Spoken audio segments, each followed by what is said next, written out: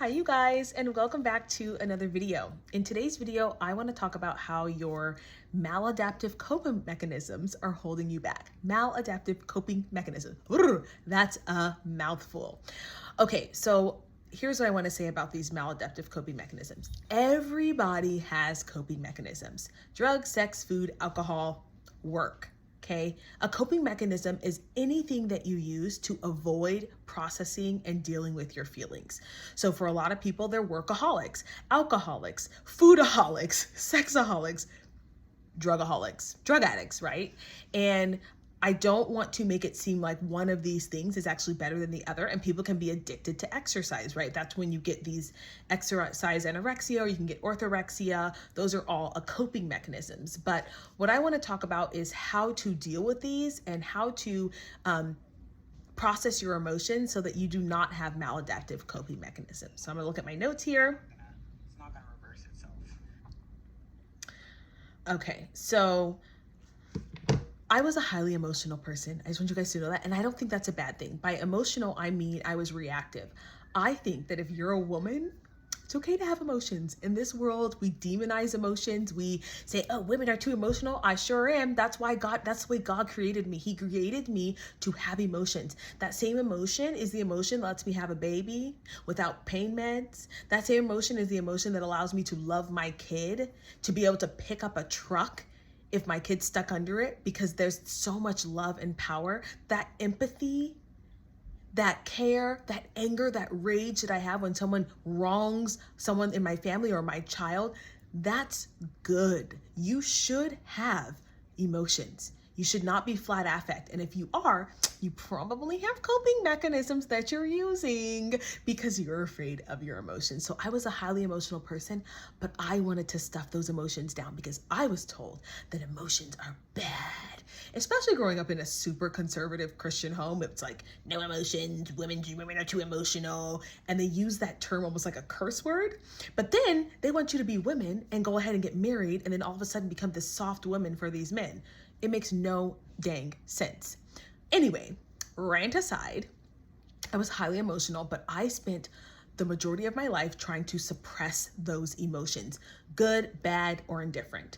You must know that you cannot selectively mute emotions. So I was like, well, I'm going to hide my anger, but I was also hiding my joy and my love and my compassion and my empathy, because that is how the brain works. You don't get to selectively suppress emotions. And when I realized that this is what's happening after working with a counselor, because I had major food issues, I was binge eating, I was anorexic, I was severely restricting food, I was orthorexic, and I had to figure out what was going on with me. And when I got to the bottom of it, I was trying to suppress emotions with obsessing over my body and obsessing over food. And if a big emotion came, I would either binge or I would super restrict. And though that is a maladaptive coping mechanism, because what it does is it harms you more than it actually fixes the emotion. And here's the thing, you guys, if you're someone who's ever binge ate or even used drugs, tell me, does the emotion go away after you smoke your cigarette? Or does it come back and then you need to smoke another one? Does the emotion go away after you've eaten a pint of ice cream, or does it come back and then you need another pint? Does the emotion go away after you've slept with a man and then, the next morning it's gone? No. In fact, you actually feel guilty. And that is the one emotion that is reoccurring. So I want you to know that this is a normal part of human development. A lot of people, I shouldn't say normal, but it's a common part of human development. A lot of people have experienced suppressing emotions, and this is why they use maladaptive coping mechanisms. So let's get into some other things. Trying to ignore your emotions or numb them doesn't work long term. Eventually, emotions are moving energy in your body. If you've ever felt an emotion, you know that you can actually sense it. And if you never release it, your body will either push it out with disease or you will start to get sick, meaning you won't be able to function day to day because your addiction, whatever you're trying to numb it with, will take over. right? This is what happens when people are, severely obese and they can't leave their homes, or they start to develop these strange anxieties and they can't leave their home. A lot of that is because they've been trying to suppress these emotions. So you can't run from these emotions. And take it from me, someone who tried to do it for a very long time, you cannot do that. Eventually you will become a slave to them, because think about it. If your goal is to get rid of them or numb them, you end up always thinking about them, and they stay ever present. So if you stuff down your emotions with food, drugs, sex, or alcohol, they're still there.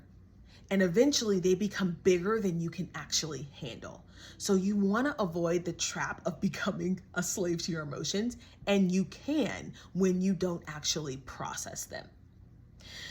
Your emotions can be a force for evil or a force for good. Learning how to be in tune with what's happening with your body, but not letting them take over, is a skill. Let me give you an example. I have such high intuition. It's a little scary. I can tell when someone is an evil person, someone who's not good. My radar is so strong now. That's using it for a force for good. You want to be able to listen to what's going on and be like, okay, this is an evil person. If you are not able to do that, things can go awry quickly. One of the things that I think is happening with young women today is that we are not allowing them to have emotions or to feel things.